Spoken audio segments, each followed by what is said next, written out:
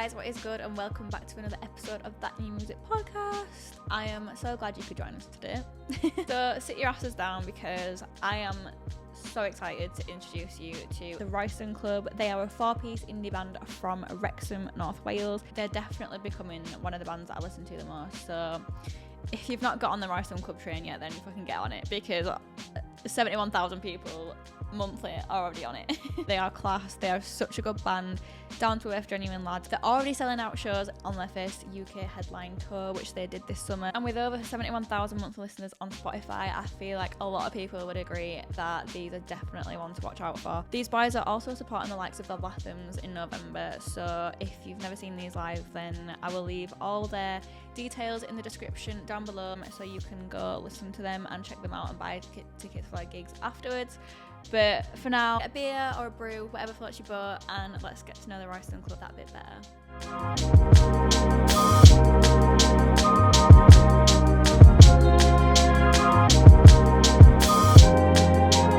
Thanks for taking the time to speak to me today, by the way. Oh, no worries. I was doing nothing else, so. Oh, great, thanks. I could fit into the schedule. Cheers for having us on. Thank you. How's it going? How's your day been? All right, yeah, to be fair, I've just woken up.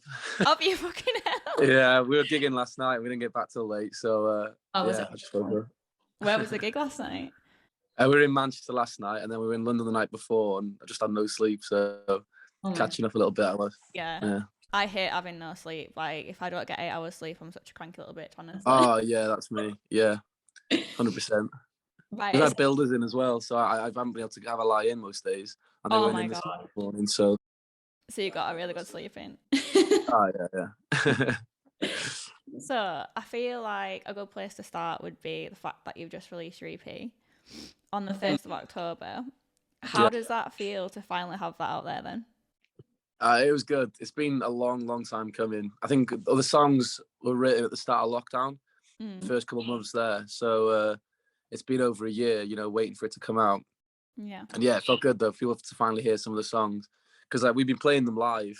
Like Infatuated and Cheriford, we've been playing them live for a couple of months now on tour. Yeah. And obviously people don't know them. So in the crowd, people are watching there, kind of waiting for the next song. But now they're out, people seem to really enjoy them, which is good. Is it nice when they sing them back to you now then? It's the best. It's the best feeling in the world. You can't match that. I always think, like, how do you guys feel, like, when you bring out a new song and no one knows it yet and you perform on it and no one really sings along? How does that make you feel? It's a weird one, really, because you have to play the new stuff or you just never move on. But fans don't really want to see it, do they? Yeah, no, it's not. Do you know what, though? I feel like the older I've got, the more I like it when artists play the new songs, because it feels like kind of a bit of like is this a bit of an exclusive? I get I get what you mean. Yeah. Like you're seeing something that no one else has heard you. Yeah, literally. But I feel like on your new EP, each song is fairly different, isn't it? Like, compared to the last one. And my two favourite are obviously Mrs. Narcissistic. Like, that's just your best song in my opinion. And Thank you.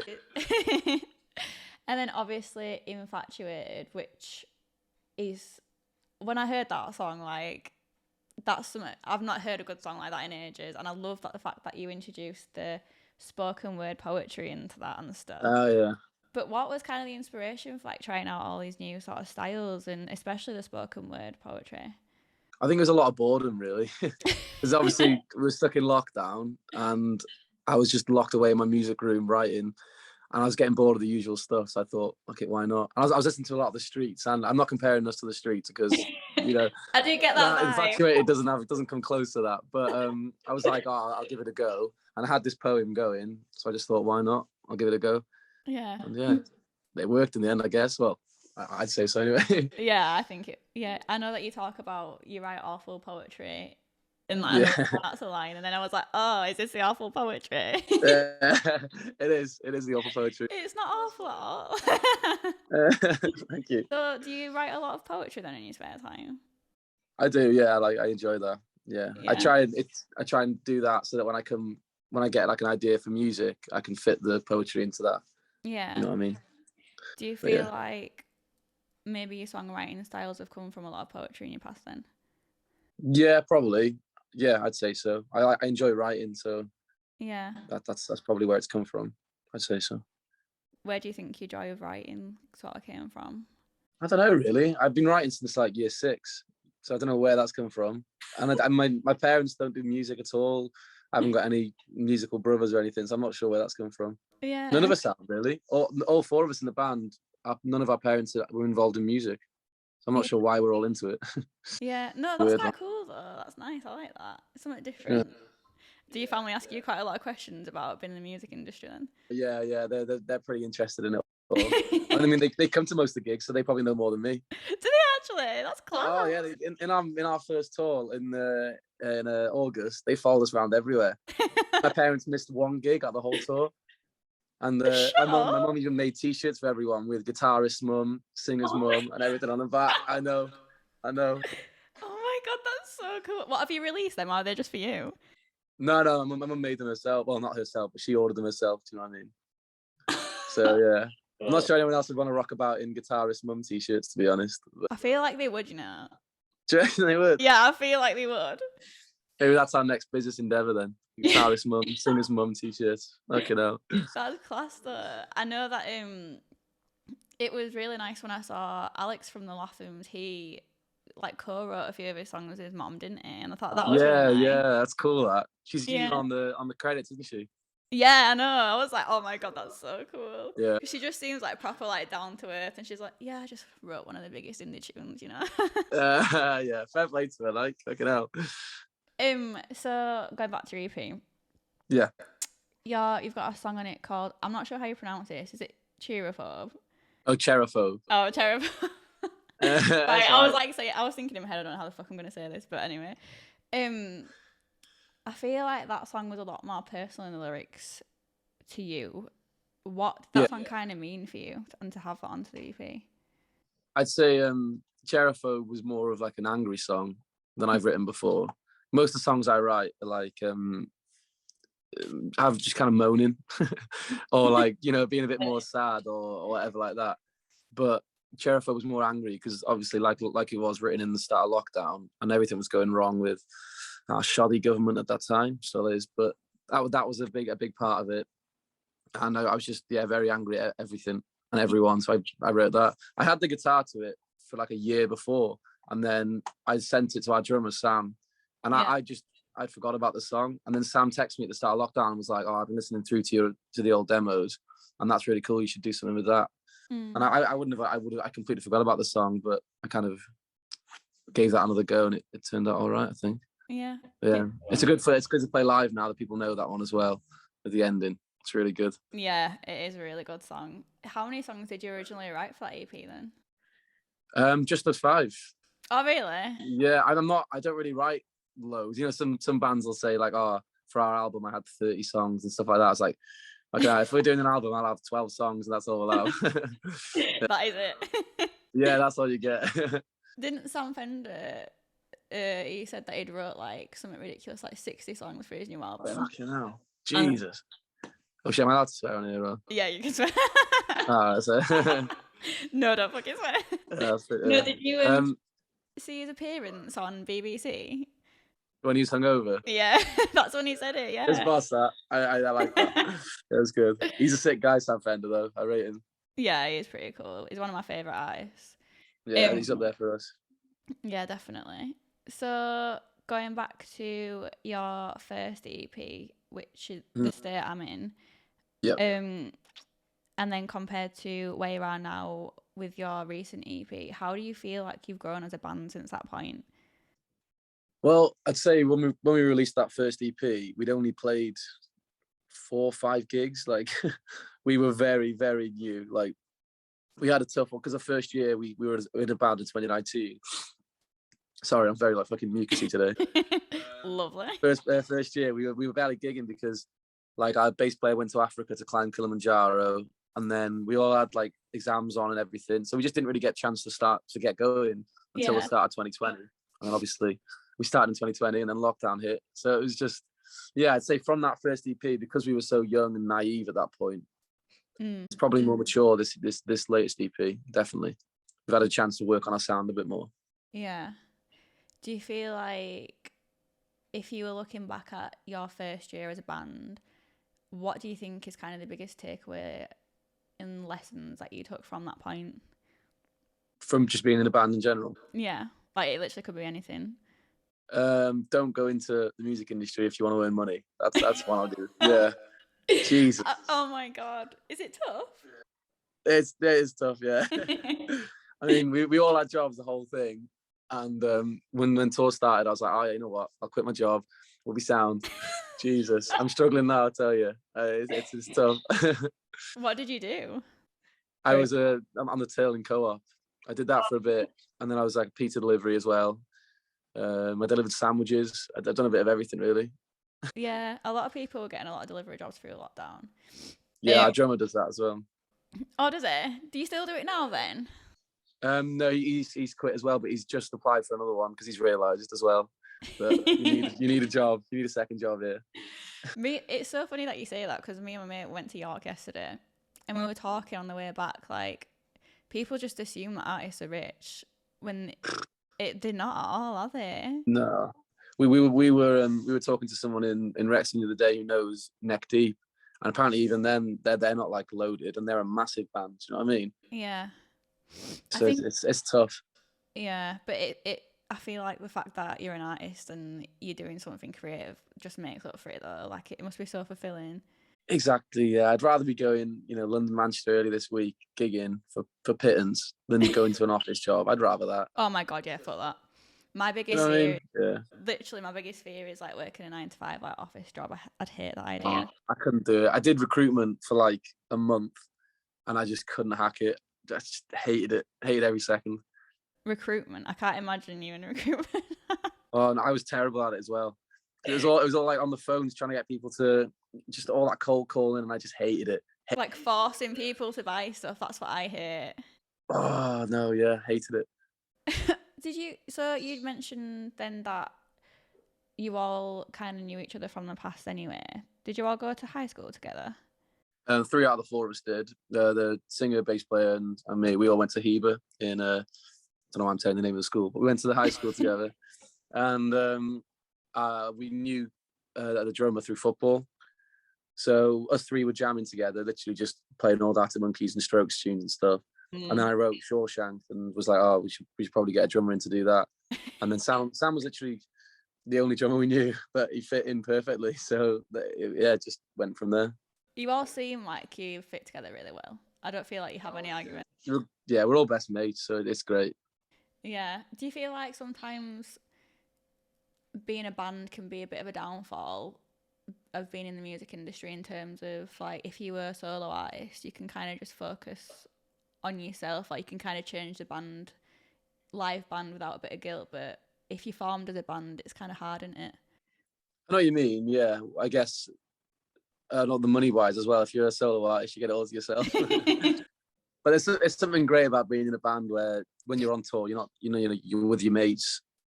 When you're writing stuff, you've got people to bounce off. It's great. It's that camaraderie. Do you know what I mean? Being your best mates on tour. It's lovely. What's probably your favourite memory so far then from being on tour? I don't know. It's all been great. We've had some fucking great nights after the gigs. Not sure how much I can say really, but you can go there if you want. No. We're not very rock and roll. Most of the nights, if we've got a gig the next day, we'll be in bed by 9 o'clock. So really, we're not that early, but you know what I mean. We're not exactly the tales you heard in Supersonic and all that. There's none of that going on. No, all very few moments like that.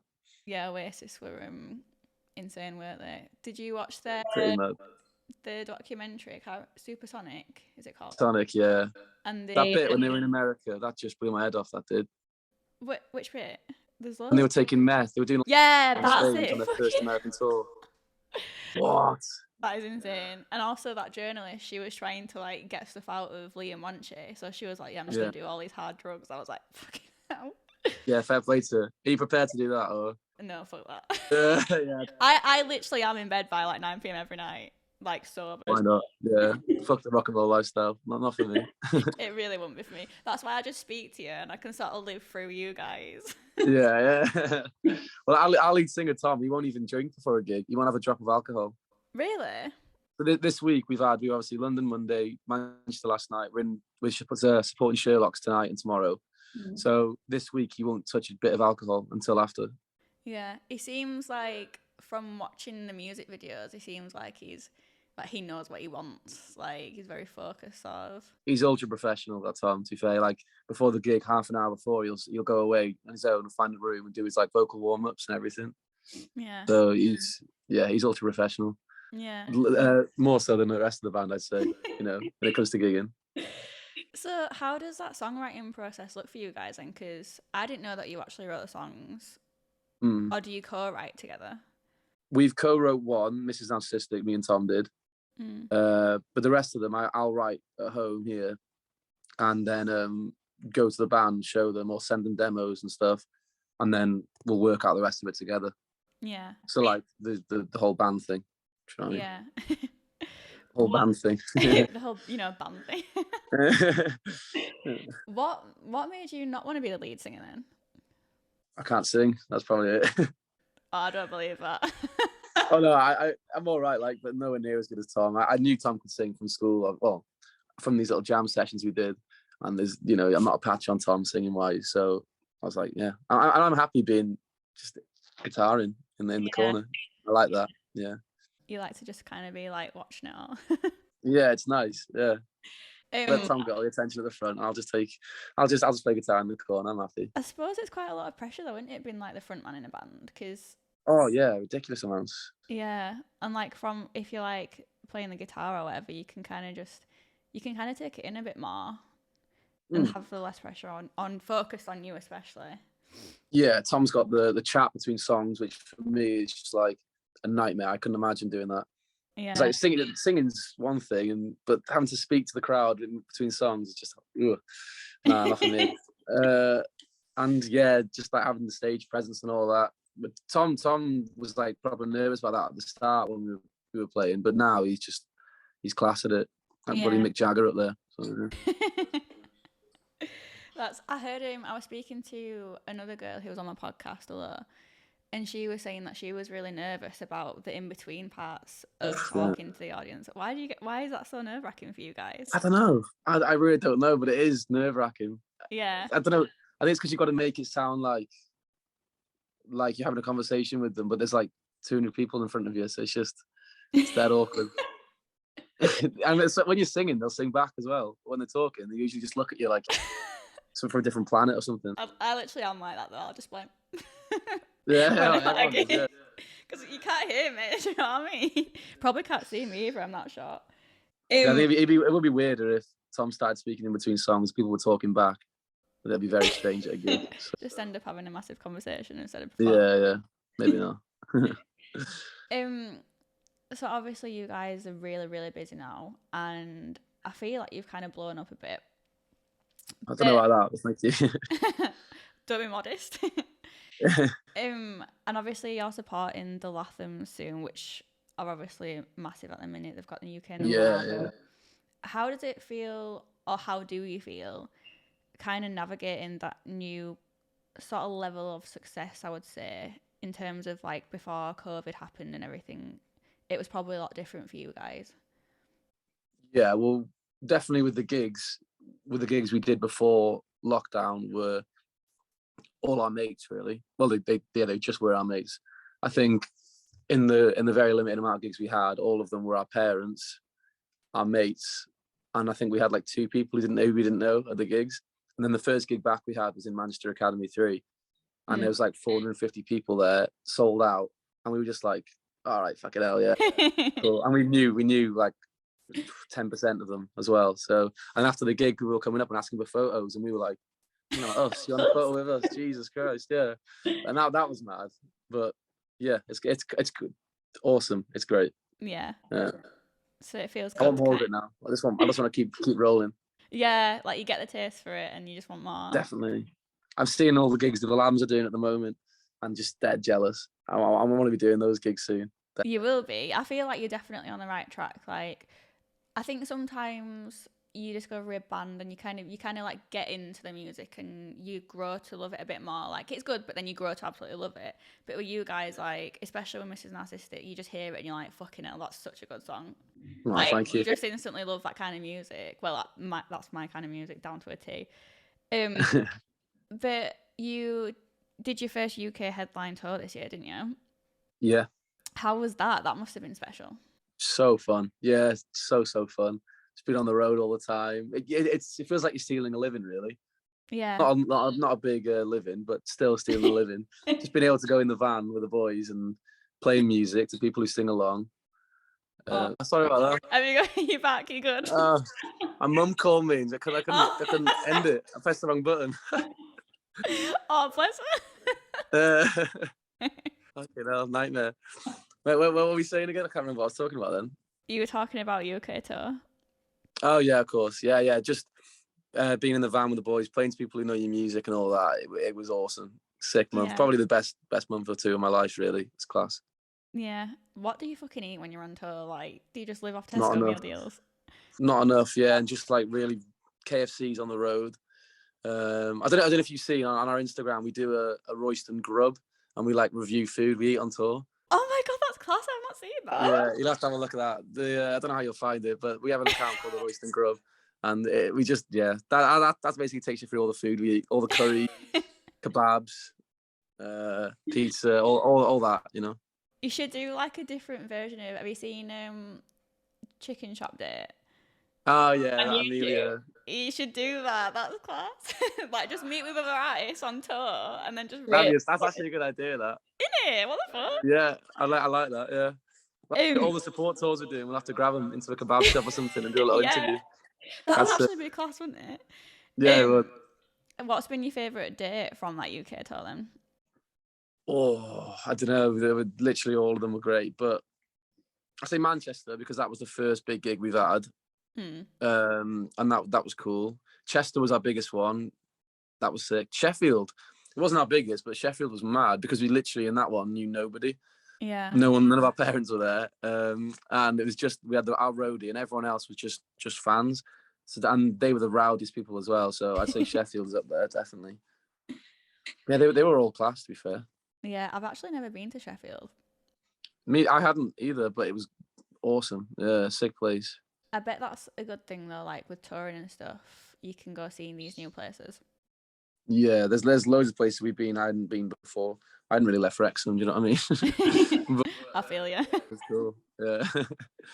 We were in Scotland for the first time ever last week as well in Glasgow. They were mental people, but sick. Everyone says Scotland's mental. Yeah, they were. We'd heard that, and then I wasn't expecting it, but it was mad. This girl got like flung onto the stage and everything. It was crazy. What? Was she alright? Landed her back first onto my pedal board. I was like, Jesus Christ. Oh my god, I think I'd shit myself. Yeah, I think she almost did, to be fair. I bet that's such a cool story for her to tell everyone. Yeah. So going back a bit more into your music again, I keep getting distracted. You've got a song called Young. Yeah. And your lyrics in that particularly stood out, and you're talking about like legislation designed to torture you. We're treated like we're in a zoo, and I'm surprised by what we do. Which I think them lyrics are really cool, and I can totally relate to what you're saying on that. But what sort of inspired you, or what kind of experiences in life do you think gave you that motivation to write a song about being young and being frustrated like that? I think it was I wrote that just before my A-levels. And it just felt like at that time because you are basically an adult at that point. You're 18, but you're treated like a kid. And it really pisses me off that, and like the fact that you're sitting in class and you have to ask to go to the toilet and shit like that. It's like I'm 18, I just want to go for a piss, do you know what I mean? Yeah. But and they're expecting you to decide at 18 what you want to do for the rest of your life. The decisions you make then supposedly will map out the rest of your life. You're still treated like a kid, and it's like pick one. Do you know what I mean? Yeah, I can totally relate to you on that one. And it's funny how you say before your A-levels, because that's exactly when it was for me as well. And the amount of pressure that you're under at that time is fucking ridiculous. Oh, it's mad. And then you like you say, you have to ask to go to the fucking toilet, but then I've got to decide what I want to do for the rest of my life at the same time. It makes no sense. It's idiot. It's a joke. Yeah, I can't think of the word to use then. But yeah, it's a joke. I know, and it's like throughout the whole of school, really, like I just think it's designed to sort of make you an employee, in my opinion. I don't think it's definitely subservient member of the state. Yeah. Literally. And that's when I heard them lyrics and I was like, he knows. But so after all is like said and done and you retired and you know you're rich and famous and all that shit.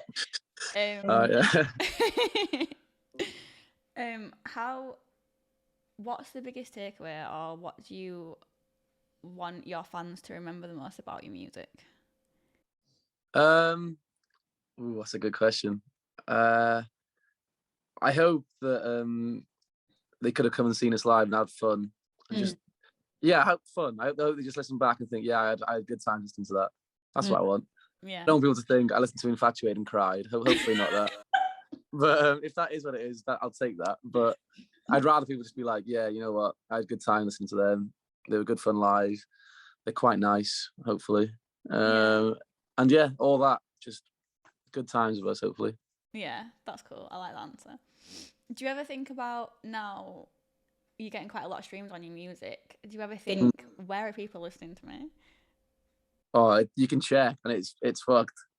Like we've got a mad amount. There's like because on Spotify you can check all your stats and everything. Oh my god, I actually thought you meant like literally where, like as in like a room or something.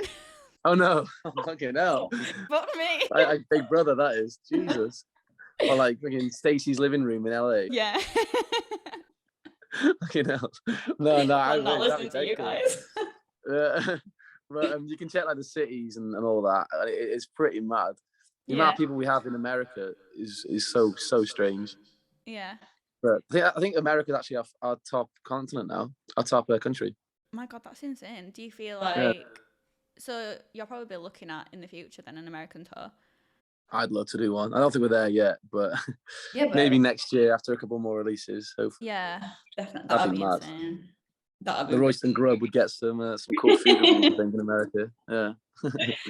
Well, it's been so nice to talk to you, and I've got some quick fire questions to round things off, as always. So, what's one thing about you that people are surprised to learn?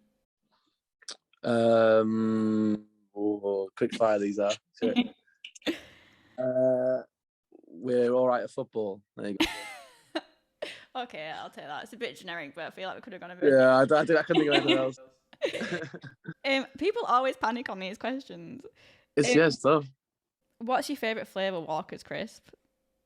Oh, I'd have to go salt and vinegar. Salt and vinegar. No, cheese and onion. Cheese and onion. Is that your final answer? Yeah, I'll go with that. Although paprika Pringles are my favourite. Oh, they are fucking nice, them, aren't they? Yeah, or chili heat wave Doritos. I'd say that. You can only have one, so. Oh, I don't know. I'll go with paprika Pringles. I'll go with them. Go on. Are you sure? Right? Yeah. Yeah, final answer locked in. So, is Batman your favourite superhero? Is that coasting? Yeah. Yeah, he has to be. Yeah, after that, he has to be. Yeah, I thought it was a bit random, wasn't it, Batman? I thought you might have gone for like Iron Man or maybe Superman. Yeah, I don't know why. Ever since the idea came out, it was always Batman. No idea why.